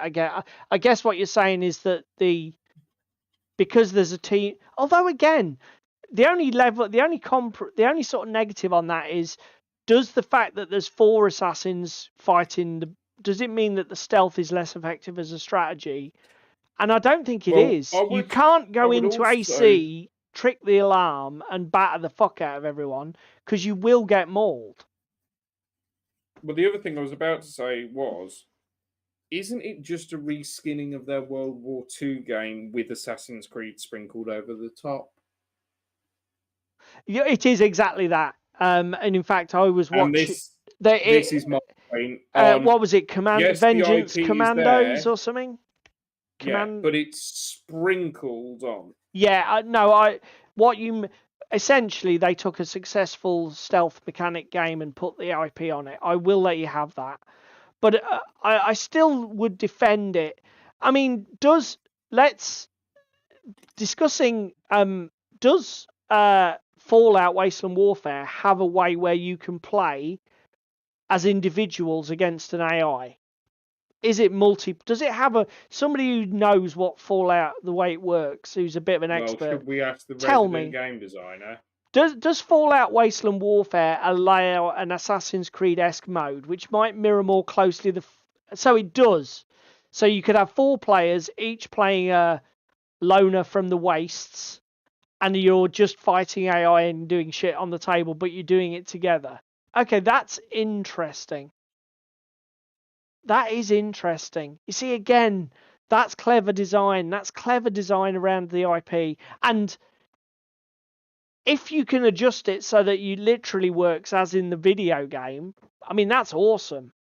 I mean, maybe Triton Noir do deserve criticism for not maybe trying to adjust that down so that they exploited the full solo potential of it. That you could do it on solo. Yeah, you could take Ezio and just fucking loner it. Any of the missions, just sort of like, yeah, we've got the AI balance so that you can do it. They could have just made an Ezio assassin card. Ezio is in the game, isn't he? Yes, but as in to make him more broken, to just run Ezio in solo. I think Ezio does get boosted stats, doesn't he? Yes, but isn't Ezio just there as a helper? No, because what the Ezio model that you get in the game, the way Ezio works is if you get certain unlocks on your base, when you say, for example, you have an assassin taken out by injury and you can't run him, instead of having to run one of the green assassins, you can take Ezio instead.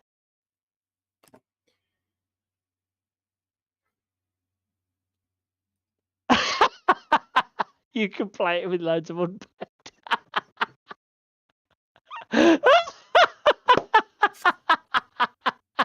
I fucking give up.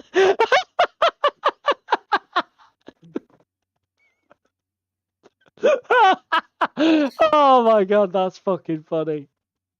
Vallejo Carmine Red is a very weird paint. It goes on dark pink and then it dries dark red. You really have to have faith when using it. Yeah, I'll give you that. It is a fucking odd colour.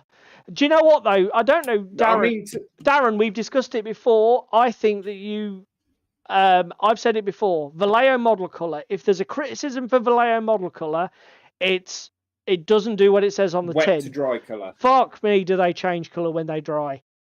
That if there's a paint range that you need to paint samplers or bottle tops or something, it's Vallejo model colour, because fuck me, the bottles, the what you see in the bottle is not what you get. Not in a lot of cases. Anyway, you were going to say, David? I'm just trying to think if I can think of another one. I mean, do you know what? The fact that we can't think of a lot of absolute fucking. The thing is, as well, What about the Halo? Has anyone here played the Halo stuff? Because there was some Halo glitches games, wasn't there? But yeah, they all just sort of died. Yes, Darren, it's the only way. What does it look like? That's what it fucking looks like. Halo Ground Command. Because again, Halo Ground Command isn't a massive representation of the Halo universe. I mean, it's nothing like it, is it? It's first person lone gun shooter. Halo. Versus 1/100th scale army level. I mean, when you search for it online, because obviously I did Google our topic before we talked about it, essentially there are a ton of board games that have had TV properties or pasted onto them in a way that we said about, I mean, fucking Monopoly is probably the prime example. You've got fucking Star Wars Monopoly, you've got the Boba Fett edition, you've got fucking you've probably got the B1 Battle Droid fucking edition of Star Wars, but it's all just Monopoly with some pasted on bollocks. The gameplay is still terrible. The games are still Monopoly is popular, but it's not fucking good. It's time everybody admitted it.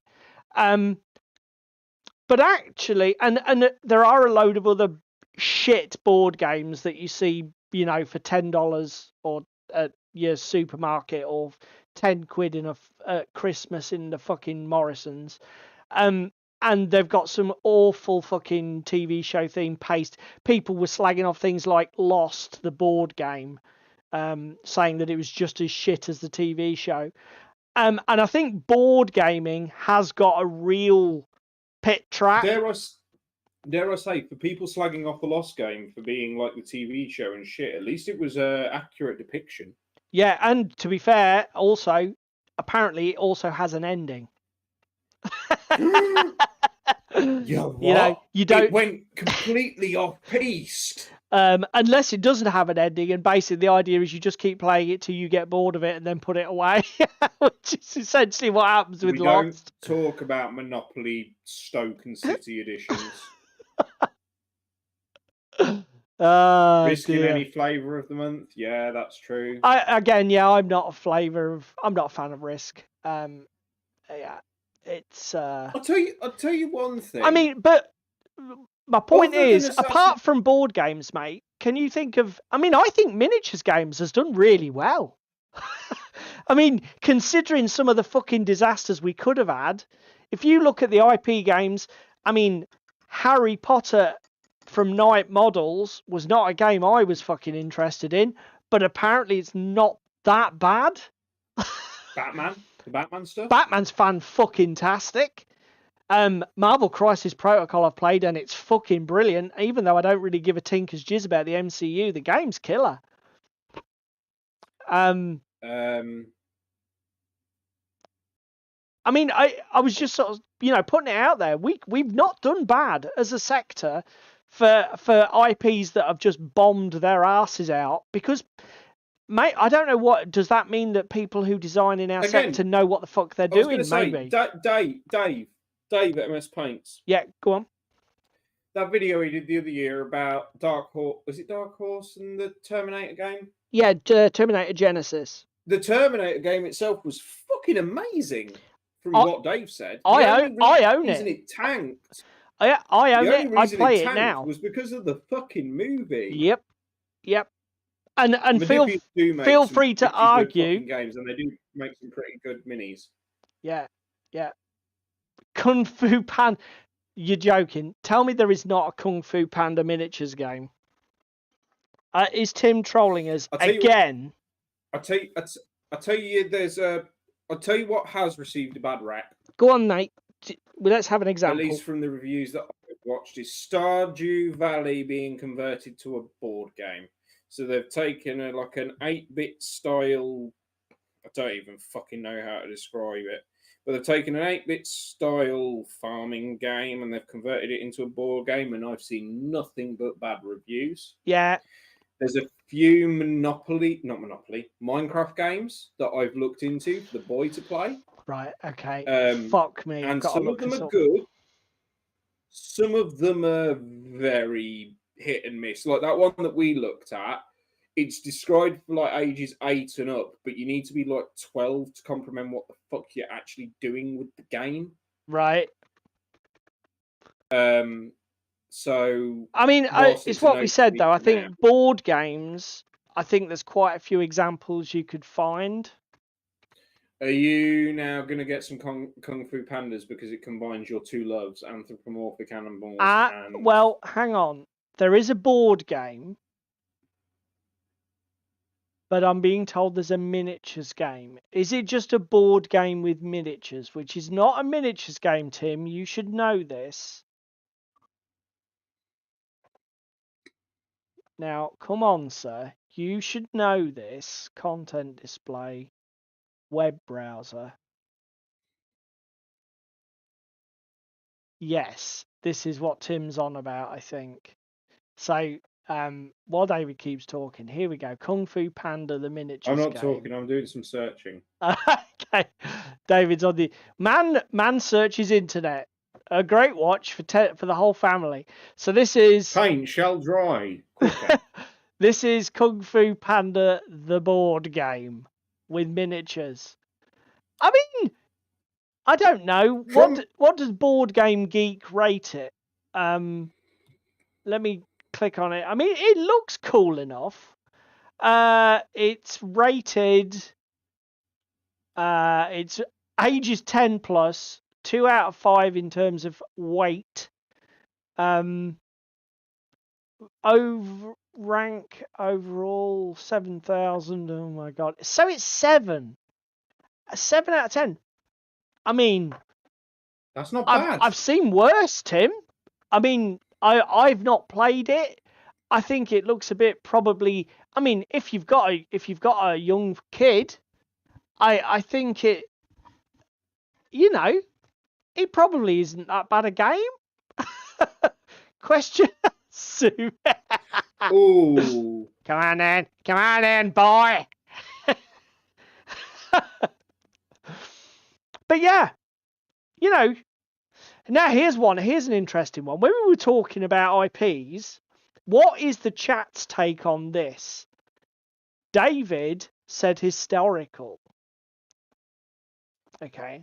Dear, just in the about to get no, I know. Just for clarification, I am not opening this out to everybody to kick at Dave and sort of because I pushed back because for me, a historical game, whatever its setting and its period, isn't really an intellectual property because, you know, it.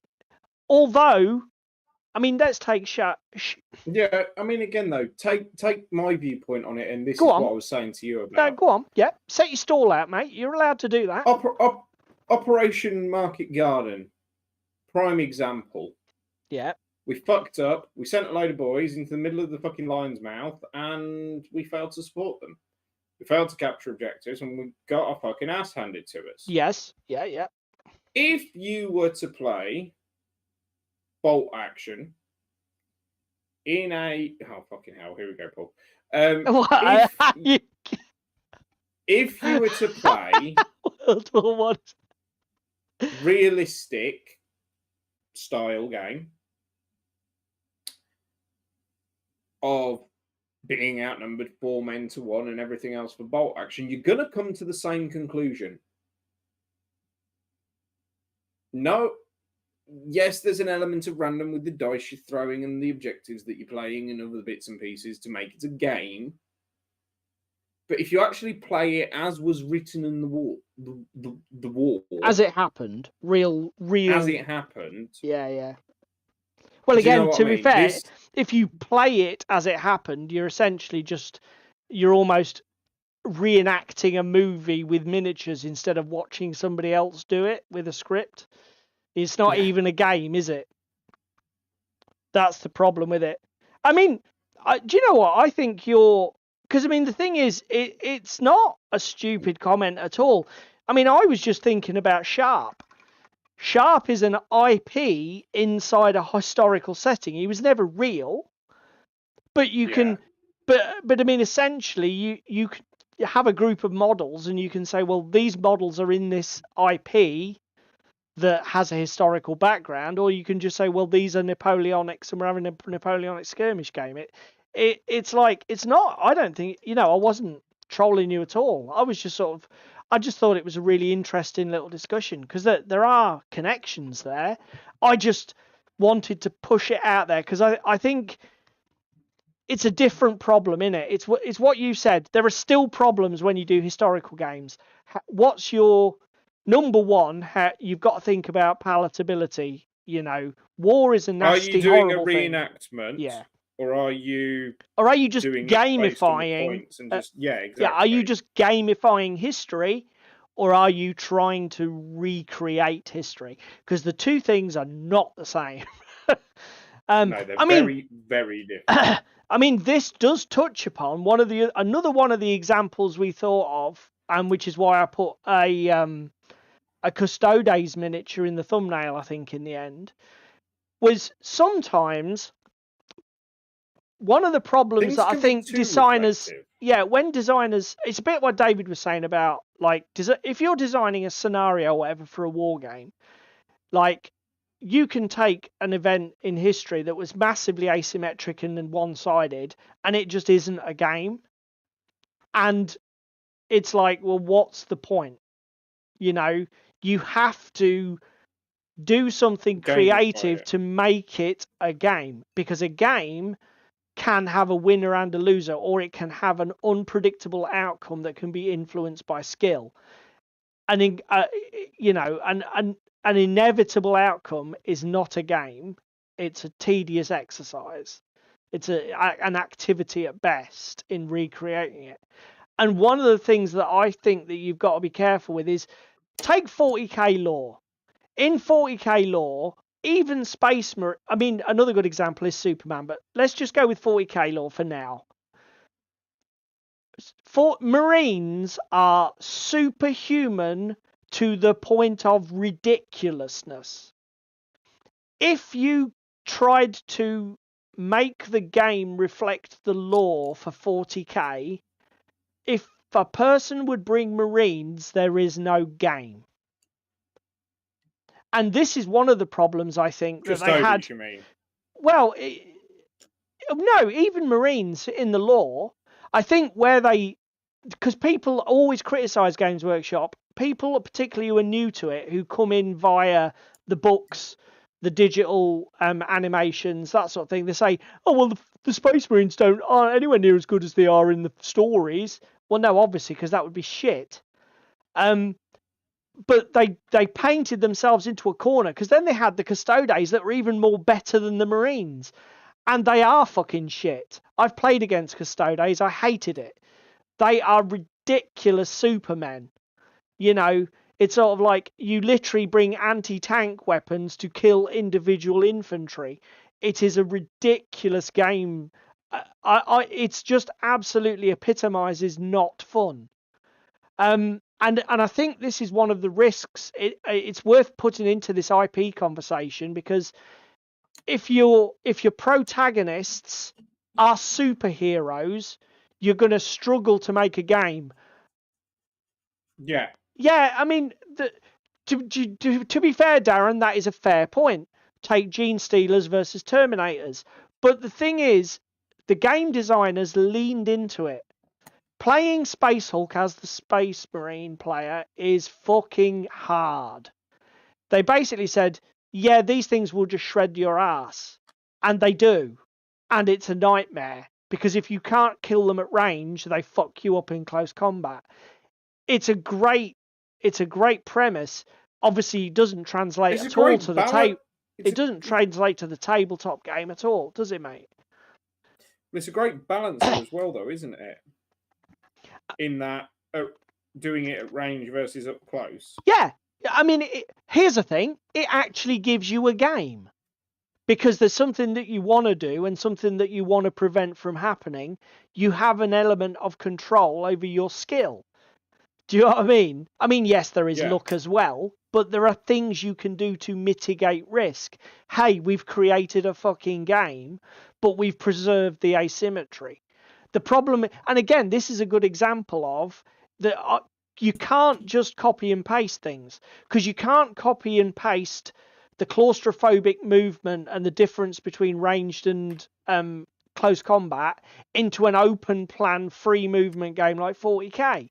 You can't do it in the game context. This is why Space Hulk is, I think, an enjoyable experience. Well, again, and playing fucking anything versus Custodes is an exercise in fucking futility. Again, it's the reason why, like, Necromunda has 2 rule sets: Zone Mortalis and the Promethean. Oh, that's a good example, mate. Yeah, because the terrain is so impactful upon the game, you have 2 modes. Yeah. Coming back to what I said before, I think another great example outside of GW is Superman. One of the reasons I have never been at all fucking interested in Superman as a comic book hero is he's too strong. The whole premise of the Superman story is we created a godlike being that was untouchable. Well, here is the news. Can you think of a more fucking tedious premise for stories? And then, you know, there are people who love Superman as a character. Me, I don't get it. Absolutely do not get it. I mean, again, though, but this is why there isn't a Superman game, but there is a Batman game. Well, because Bruce Wayne is a flawed character. In the comics, you often see Bruce Wayne get knocked out and tied up as Batman. You see him get gassed, you see him get shot, you see him get stabbed.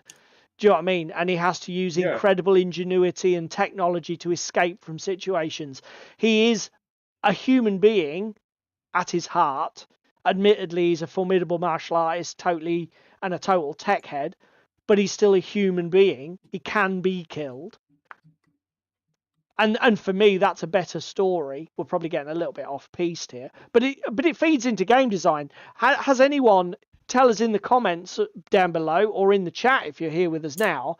I've played the Batman miniatures game. I love it. I've never played the extended one where this is all of the DC characters. And I know for a fact they do Superman in the DC game. Is he ridiculous? Is there any point? Or is he so different from his comic book persona that it's just a bit ridiculous? Representation, yeah. Because I mean, you can't really have both, can you? Unless what we have there is the epitome of game design within an IP context. The people who did Superman in the DC miniatures game were just like, we are gods, we can do this. I know, Darren. Yeah, you can't use GW as a good example of anything anymore, to be fair, which is a tragedy, but a truth. Anyway, do you know? That's a lie. Well, go on then.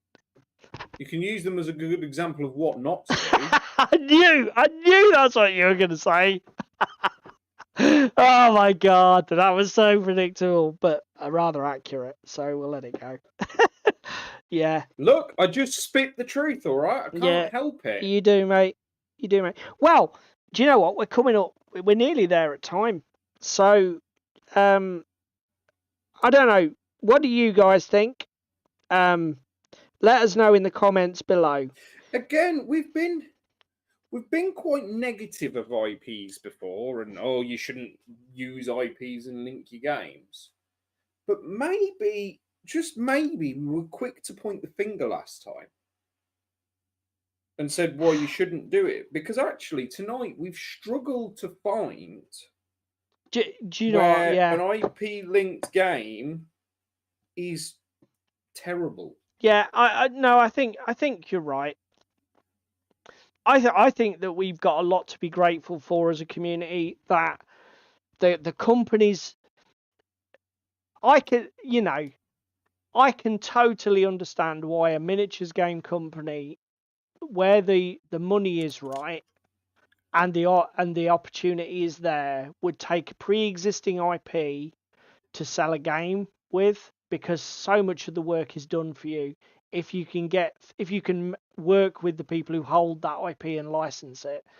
Then you really do have a great way to launch a game or a product. Again, And take the release of the Lord of the Rings yeah, game to coincide with the movies. yeah. I mean, Games Initially. Workshop have smashed that out of the fucking park. It's widely accepted as probably one of their best rule sets ever done.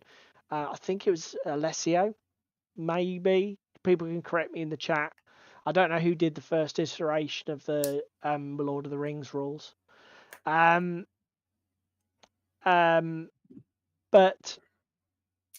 no, you're right. Yeah, Tim makes a good point, and Darren backs it up.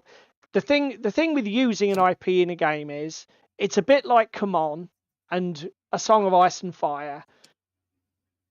One of the reasons I got so excited about the A Song of Ice and Fire miniatures game was it was something I was familiar with, which is a rank and flank, just push square units around a board and try and kill the enemy, which I'd been doing in fantasy for years. And then that little genius little sideboard, so I could put Cersei Lannister and Tyrion and Brandon Stark all there to influence the game. It's like fucking genius. Go on. Terrain go this evening? I've done about 2 more windows. So all in all, see it next week. Yeah, no, I'm going to do something next week. Something different next week, I promise. It'll probably be some more MDF, but I've got quite a lot of scattery bits. I've got crates and shit. I've built one of my bridges. All the other thing. Out. Okay. Do you want to go to desktop cam to show it? No, it's all right. I've just flashed it up for people. Okay. He's flashing now. Fucking hell, this place has really gone to the dogs. So, no,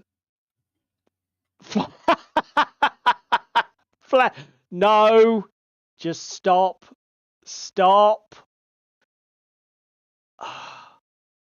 Time Bandits, the miniatures game. Right, okay, Darren, maybe we need to work on a rule set. Although I'm not quite sure how it would work. I'll have to rewatch the movie 5 times for inspiration. Does that sound like a plan? Right, okay, guys, let's start to call it a night. Thank you very much for everybody in chat. Yeah, Discworld. There was a Discworld board game. I believe it's been rethemed due to licensing issues, Tim. But the Discworld board game that I played, which was a bit of a collector's item in Scotland, is very good. A bit cutthroat and a bit ruthless. If you don't like a prickly game experience where you're stabbing your fellow players in the back, yeah, Nanty Narking is the remake. Yeah. It's a bit of a prickly gaming experience, but it's good fun. So yeah, let's call it a night. Thank you very much to everybody in chat. All these guys here over the side. As usual, you guys were awesome, and you made the show. Give us your thoughts down below in the comments. What do you think about? Do you know what? Give us that holy grail. Give us the example of a game that was so faithful to its own IP, it shot itself in the forehead because the game wasn't there.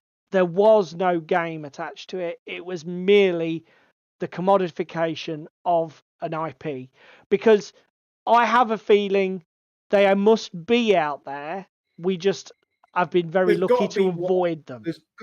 There's got to be one somewhere. There's got to be. But maybe it was condemned to the darkest corners of the internet, never to be heard from ever again. And the only thing I would request in the context of the stream, try to avoid video games as the perpetrator. It's fine if the thing is basically an execution of a video game IP, a la Dark Souls, but try and give us some tabletop examples. So a role-playing game, card game, board game, miniatures, war game, whatever, in that vein.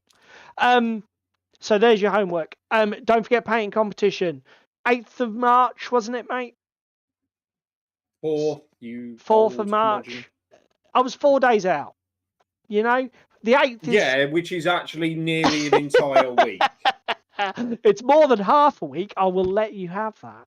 Therefore, it's nearly a full week. So, yeah, don't forget... Orinoco trolling Ben. Oh dear. Do you know what, Orinoco? I would love to think that Ben was going to see that. That is genius. So yeah, thank you very much. Just clip it and send it to him after, boys and girls. If you can only do one thing, click that like button. It takes no time of yours, well, relatively little, but it means the world to us. If you can do the other stuff, share, comment, subscribe, yeah, that's all fine. That's brilliant. And again, we are eternally grateful, but just click the like. It means so much to us, guys. Helps. And with that, we will heavy metal next month. Get planning your miniatures. What the hell are we going to paint? David and I will be back next week. Thursday night, same place, same time. And we might be doing a bit more on Epic Warpath, might we, mate? We'll certainly have had a look at the Kickstarter. Well, yeah, we're going to have a look at the rules and bits and pieces this week because Kickstarter go live is Wednesday. So probably be coming and setting our stall out there. What the other stream topic might be, if it isn't just exclusively Warpath themed, remains to be seen. Yeah, because on that note, we do have a gaming weekend. We are planning to get together on Saturday to do something, and then obviously there's club night, which is a font of inspiration. Friday, Saturday, and Monday. Yeah, look at him, fucking gaming tart. Rude. See you later, guys.